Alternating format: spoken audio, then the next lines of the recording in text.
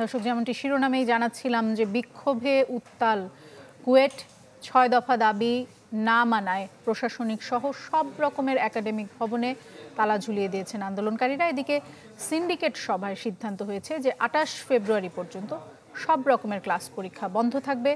দোষীদের খুঁজতে কমিটিও গঠন করা হয়েছে। আর এদিকে কুয়েট ছাত্রদল নেতাদের দাবি হলো হামলার সাথে তারা কোনোভাবেই জড়িত নয়। এই ঘটনায় দৌলতপুর উপজেলা যুবদল সহ সভাপতি মাহবুবুর রহমানকে বহিষ্কার করছেন তারা।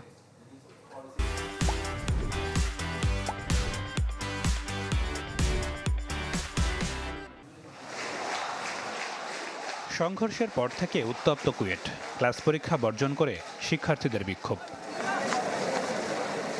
আলটিমেটাম অনুযায়ী হামলাকারীদের শাস্তি, উপাচার্য ও উপ উপাচার্যের পদত্যাগ সহ ৬ দফা দাবি মানা হয়নি। তাই বুধবার দুপুরের পর প্রশাসনিক সহ একাডেমিক ভবনে তালা ঝুলিয়ে দেন আন্দোলনকারীরা।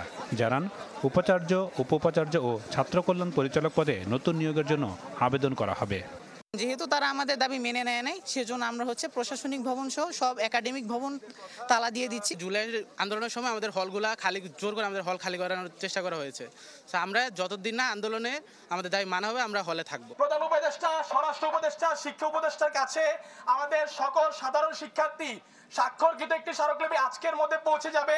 আমরা তাদেরকে রিকোয়েস্ট করব অতি সত্বর যত দ্রুত সম্ভব নতুন ভিসি স্যার, প্রভিসি স্যার এবং ডিএসডব্লিউ নিয়োগ দেওয়ার মাধ্যমে আমাদের ক্লাস শুরু করার জন্য।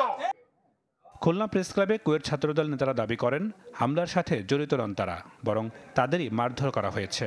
কোনরূপ তথ্য প্রমাণ ছাড়াই স্থানীয় জনতার সাথে কুয়েট শিক্ষার্থীদের এই ন্যাক্কারজনক সহিংসতাকে সামাজিক যোগাযোগ মাধ্যমে ছাত্রদলের হামলা বলে পুরো ঘটনাটিকে ভিন্ন খাতে প্রবাহিত করে রাজনৈতিক ফায়দা লোটার চেষ্টা করা হচ্ছে বলে আমরা মনে করছি। অবরুদ্ধ অবস্থা থেকে ২৪ ঘন্টা পর বাসভবনে ফিরেছেন উপাচার্য ও উপ উপাচার্য।